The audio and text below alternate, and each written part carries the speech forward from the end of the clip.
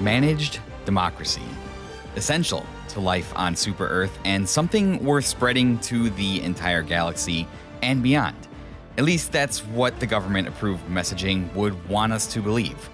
Like a lot of people, I've spent the last few months neck deep in oil and bug guts as I help spread the ideals of freedom and democracy across the vast reaches of space in Helldivers 2, the latest game by Arrowhead Studios.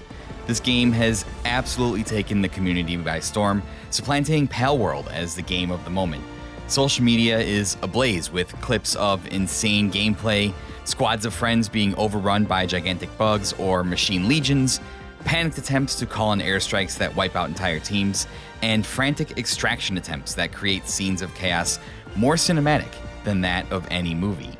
It's a live service cooperative game that has accomplished a rare feat, reaching across the console war boundaries to unite PlayStation, PC, and observing Xbox players as they work towards a single goal: eliminate all threats to Super Earth and manage democracy. I could spend hours and hours talking about this game. Helldivers 2 drew me back towards my looter-shooter roots.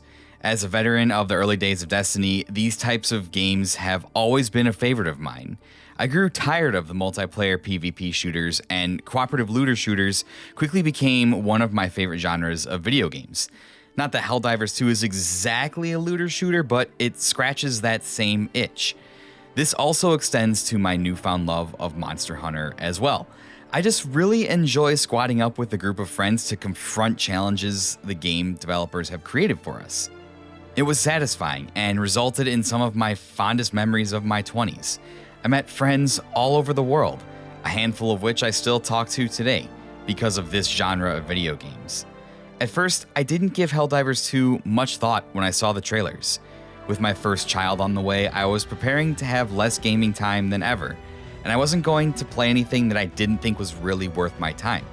I was getting ready to prioritize what was important in my life. It was for this reason that I resisted checking out the viral Palworld, despite the fact that Pokemon with guns was an incredibly appealing concept. But when I saw the viral videos when Helldivers 2 launched, my inner shooter fan couldn't stay away. Seeing that I had some friends in the podcasting community who had picked it up, I convinced a couple of local friends to invest as well, and it was money well spent, as Helldivers 2 has quickly become one of my favorite games that I've played in recent memory, and the first game I've played alongside actual friends in a while. As stated above, Helldivers 2 takes place in a fictionalized version of our own galaxy sometime in the distant future. Humanity has united under one banner, known as Super Earth, to expand its reach and ideas of managed democracy to the distant stars. This ambition puts us into direct conflict with the game's two factions so far: the Terminids, a race of sentient bugs straight out of Starship Troopers, and the Automatons, robotic entities that boast terrifying firepower and armor. The Helldivers are humanity's elite forces, the tip of the spear of human military power in the galaxy. As a player, you take control of your very own Helldiver and your own space cruiser. The entire game unfolds on the galactic map, with Super Earth at its center. From here, you can see the galactic war currently playing out across the entire galaxy, and pick which planet you would like to go to. You select and complete groups of missions from the planet's surface, and successful completion of these operations raises the liberation percentage of the planet. When a planet reaches 100% liberation, managed democracy has successfully been spread, and the enemy is pushed back on the galactic map. The entire game is a collaborative community effort to push back these PvE threats, with players working together to liberate planets and respond to changing war conditions in real time. In an industry dominated by competitive multiplayer live service games, Helldivers 2 zags in the opposite direction, emphasizing players working together to overcome the challenges that Arrowhead throws at us. The minute-to-minute gameplay is 100% accurate to what you may have seen on social media. After selecting a planet, you and your team of Helldivers are fired from your ship towards the planet below in bullet-shaped ODST drop pods, emerging on the planet's surface to rain hellfire and destruction on the enemies of democracy. As a Helldiver, you have an arsenal at your disposal.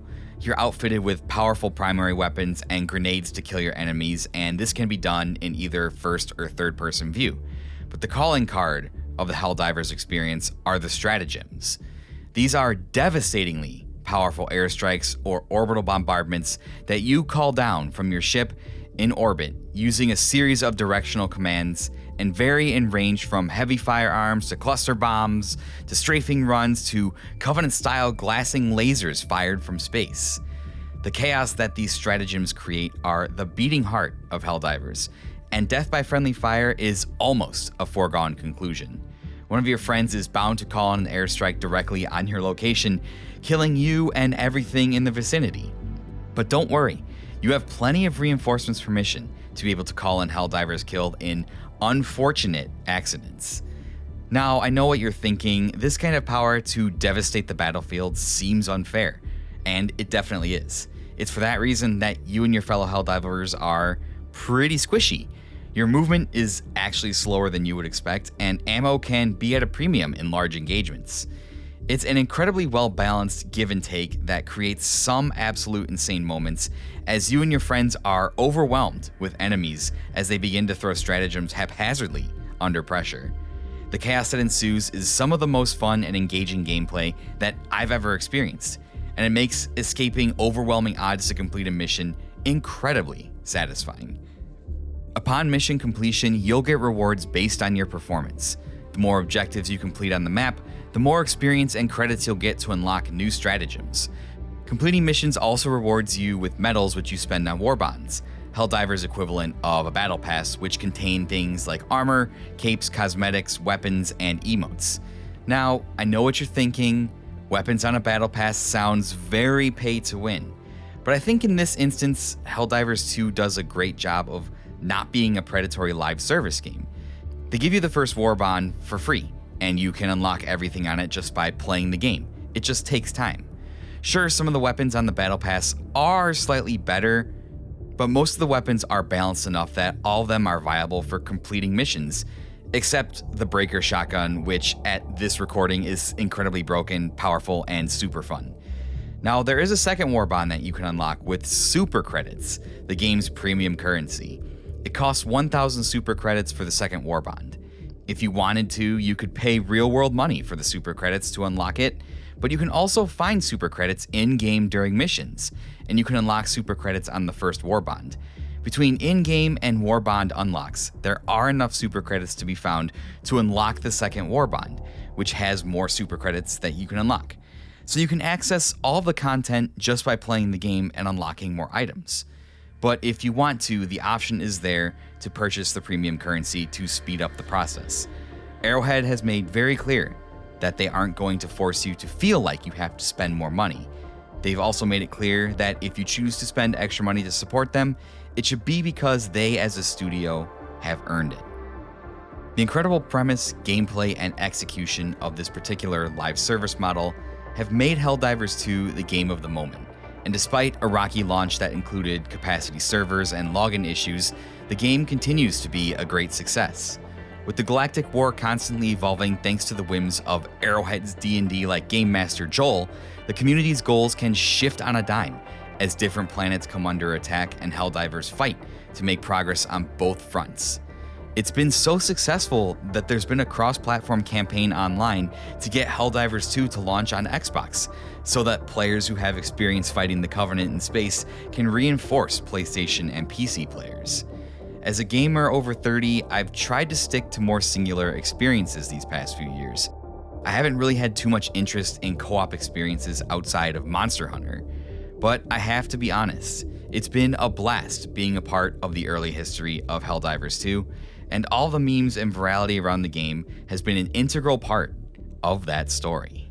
Considering I'm a podcaster, and I guess you could say in air quotes here, video game content creator, I started to think about Helldivers 2 in terms of the industry as a whole, and evaluating it as a piece of media as us podcasters are wont to do. And the more I thought about it, the more questions I began to ask. Now, if this is your first episode and you aren't familiar with some of my other work, and let's be honest, why should you? I'm nobody important. You should know that over the past 2 years, I've been embarking on a complete playthrough and review miniseries on the Kingdom Hearts franchise. I've been replaying every game in the series one by one and doing an incredibly thorough breakdown on the themes, stories, gameplay, and characters of each. If you want to know about how I like to evaluate, research, and break down games, this series is a pretty good summary of that. I like to think about games from a few different angles, focusing on my personal perspective and how the game connects to my life, while also acknowledging its history and place in the gaming world overall. For a lot of the games I play, this is easy. I'm a huge fan of Final Fantasy, Kingdom Hearts, games that prioritize narrative and story. When it comes to these games, I know how I like to talk about them as I break down certain themes, personal connections, and the context of the game in relation to its developer and industry overall. These tend to be older games, or if they are newer games, they are more static and unchanging. You can go back and get more or less the same experience, despite the fact that it's easier than ever to improve upon a game that's already out via patches. Live service games, however, are something else entirely. They are constantly online, and by their very nature, must constantly update themselves to keep players' attention. This has resulted in a seasonal model where seasons of content are put out every few months, usually centered around a certain theme or holiday, or in the case of hero shooters or MOBAs, character launches. How do you go about evaluating a game that changes every few months? Our traditional scored, numbered review model seems ill-equipped to answer that question. While I've been playing Helldivers and pondering this question, I've thought a lot about the hours and hours I spent with Destiny and Destiny 2. It was with these games in particular that I first encountered this question. If you ask anyone who played the early days of Destiny 1, they'll be sure to tell you that past the base game and endgame raid, there wasn't much content there. Bungie was one of the first to try out this live service looter shooter model, and thanks to their partnership with Activision, the game had a lot of bumps along the way to release. Despite lackluster content, the early days and months of Destiny 1 are some of my favorite gaming memories. So much so that I consider it one of my personal top 10 games of all time, simply because of these incredible memories. This could be an entire episode all on its own, so I'll try and stick to the point. The issues with Destiny would be slowly addressed and ironed out in its subsequent releases, The Dark Below and The House of Wolves, which added more story content, an additional raid, a PvE survival mode, while expanding the world and lore of Destiny. As the content evolved, so did our experiences. The game was similar to what it once was, but also different, enhanced by added content that changed what the experience originally was. Then came something huge. With its third content release, The Taken King, Destiny 1 evolved into something completely different. It was with The Taken King that I truly saw the power of DLC, the full ability to change the very core of their game with a simple purchase and update via the internet. The Taken King completely changed Destiny from the game I knew, overhauling its visuals, balances, menus, UI, and systems to what many would consider the peak of that game. Gone was the original Destiny experience that I had come to know and love. Don't get me wrong, I loved what replaced it. To this day, I still consider The Taken King one of the greatest, if not the greatest DLC release of all time. But to me, it ushered in an era where games connected to the internet could change, and the original experience you fell in love with could be gone forever.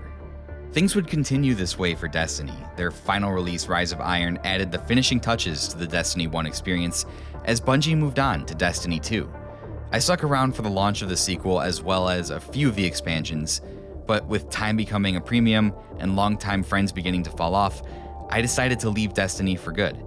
I still followed the ebb and flow of the game with each new release and each new season, however. Some seasons were heralded as great, while others were massive disappointments to the community. This has been the story of Destiny 2. And with their last expansion, The Final Shape, about to drop later this year, morale seems to be at an all-time low for the Destiny community. As I played Helldivers 2, I couldn't help but think about the long and winding arc of the Destiny series, what its lasting legacy is. How do you review something in the traditional sense when talking about a game that changes constantly? It's not the same as going back to play Super Mario Bros. Or other retro games.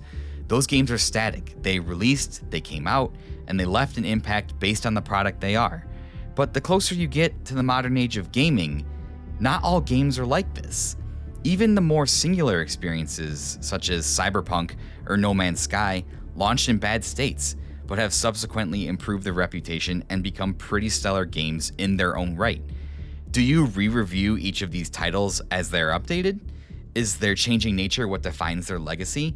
When talking about their impact, do you focus on the disastrous launch or incredible comeback? If you were to pick out completely random points in time to review Destiny and Destiny 2, odds are you would likely get wildly different opinions depending on when you reviewed the game. And considering you have community involvement with a game like Destiny, their feelings and opinions matter as well when it comes to evaluating the impact and legacy of these games. Would Helldivers 2 be an early consideration for a Game of the Year without the incredible response of the community that has formed around it? The early part of this game's existence will be an important factor when discussing the game in a historical context. Despite whatever the game turns out to be, there's no denying that for this moment in time, it's the hottest game in the world. Virality and community aren't something that factor into traditional game reviewing, but any discussion of Helldivers 2 will be incomplete without the context of the early days of the community who lived through the memes, chaos, and server issues that defined it. Maybe my problem is that I'm in King of Games mode. If you haven't gotten to check out the King of Games hosted by the Retro Hangover podcast, then stop whatever you're doing and go listen to it right now. I was asked to be a host for the most recent iteration of the tournament, where we pitted over 20 games from the year 1996 head-to-head to see which would come out on top. These episodes with content creators from across the content spectrum are responsible for some of the best conversations about games that I've ever been a part of. During the discussion process, we try to break our thoughts down into 4 main categories: critical and commercial reception, legacy, gameplay and presentation, and which game would you rather play today. For older/retro games, which is what King of Games has been focused on so far, these categories have been able to hit every angle we've needed them to in order to evaluate games in a head-to-head style format. It's really an awesome experience that has given me the excuse to check out games that I hadn't played before from an era when I first started playing video games. Considering these games are confined to their year, it's easy to do in that format. But what about 20 years from now? A new group of gamers wants to do a podcast or make content based on the games they played growing up as kids. Except now, the gaming landscape has changed, and a lot of those games they grew up playing were live service, and changed significantly over the years. Fortnite is drastically different now than when it first burst onto the scene 7 years ago. The early days of Fortnite were an experience that happened, with the cultural significance of figures like Ninja and viral moments like Drake playing the game that are part of its legacy. But even if Fortnite is still around in 20 years, you can never experience that Fortnite, because it was an experience that happened in the past. The game has changed, and with each change, it takes on a slightly different identity. This is the nature of live service games. As opposed to the static products we got as kids like a Mario game or Final Fantasy game or something similar, live service games are fluid. They are ever-changing, forced to constantly grow and evolve to sustain themselves and the business model of their developers. Considering their always online nature, they could even disappear entirely if they lose players. If this happens, they're truly lost to time, unable to be experienced at all by the next generation seeking to relive their childhood. It's not the same as playing a Zelda game from the 2000s and doing a podcast episode on it. Talking about a live service game for content means you are capturing what is going on with that game in the moment, and that may not be relevant a year or two down the road. Hell, it may not even be relevant next week if a big patch or seasonal content update drops. The game's history cannot be preserved or revisited because by its very nature, it needs to change to survive. It has to remain fresh to maintain a strong player base, or it will shut down and be inaccessible for all. So what does this have to do with Helldivers 2? Well, honestly, I'm not 100% sure. As I've written this script, I've kind of rambled and followed where my thoughts and typing have taken me. Helldivers 2 is live service by its very nature, but a PvE live service game where players are working together rather than competing against one another. As of this writing, mechs were just added into the game, which is a significant change from how we've been playing the game for the first few weeks.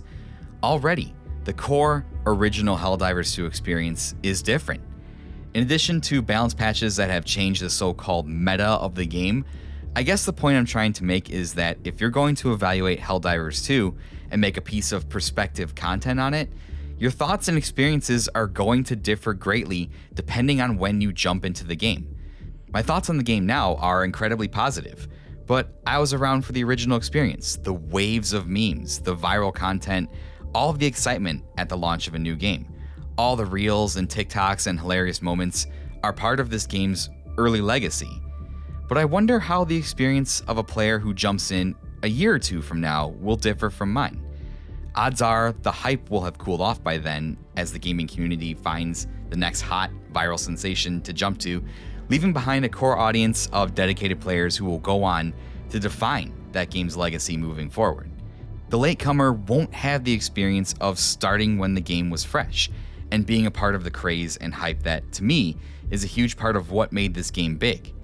My evaluation certainly takes those things into consideration, while the evaluation and review of a person who comes to Helldivers 2 in 2025 might differ because they never experienced the insanity that was the launch of this game, a part of its history that 100% should matter when talking about it. Let's do a thought experiment by projecting the life of Helldivers 2 forward into the future. Imagine it's 2025 or 2026. A couple of years have passed and we've gotten significant updates to the game that have added new alien races, new weapons, vehicles, and have somewhat altered the way the game is experienced by rebalancing weapons and stratagems.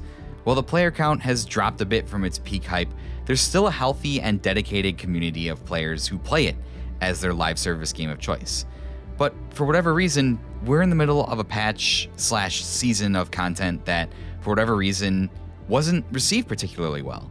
Does that mean that Helldivers 2 in that moment is a bad game?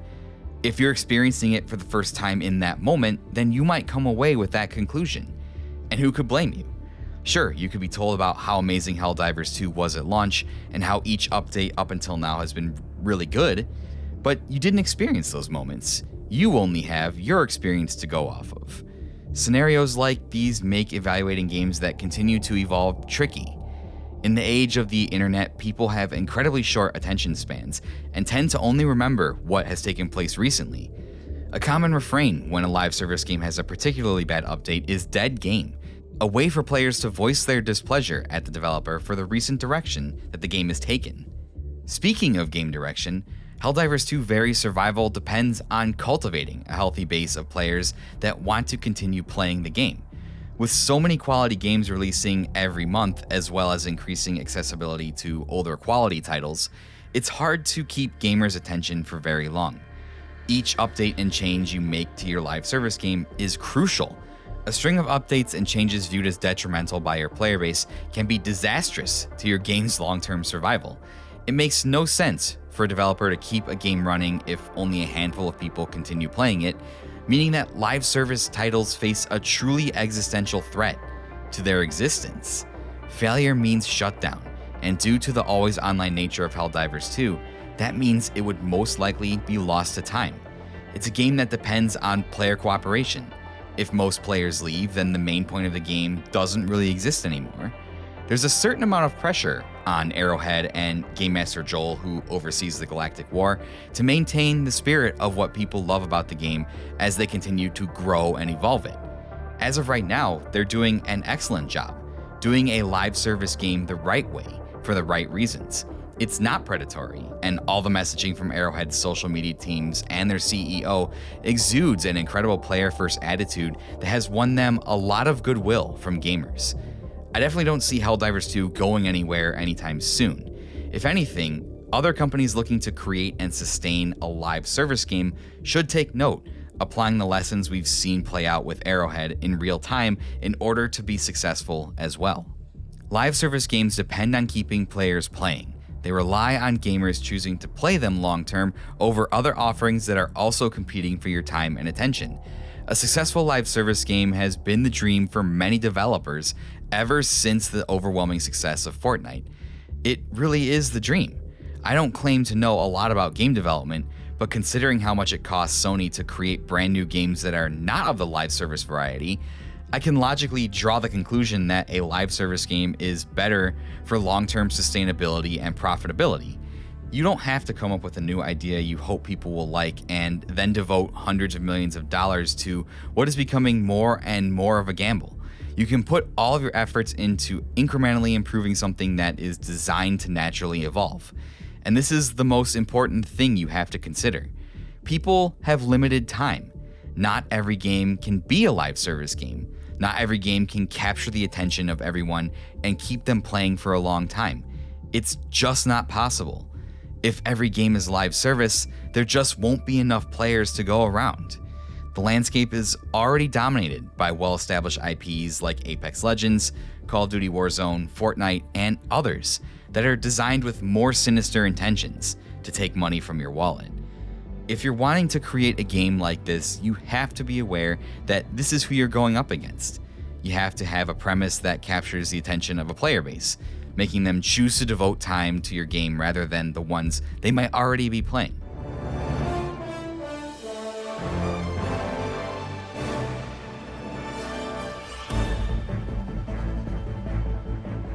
I think I've made my point and asked the questions that I wanted to. I'm going to end this episode and go play Helldivers 2, enjoying this incredible gaming experience at the moment that it is happening, because the experience inevitably will change to something different.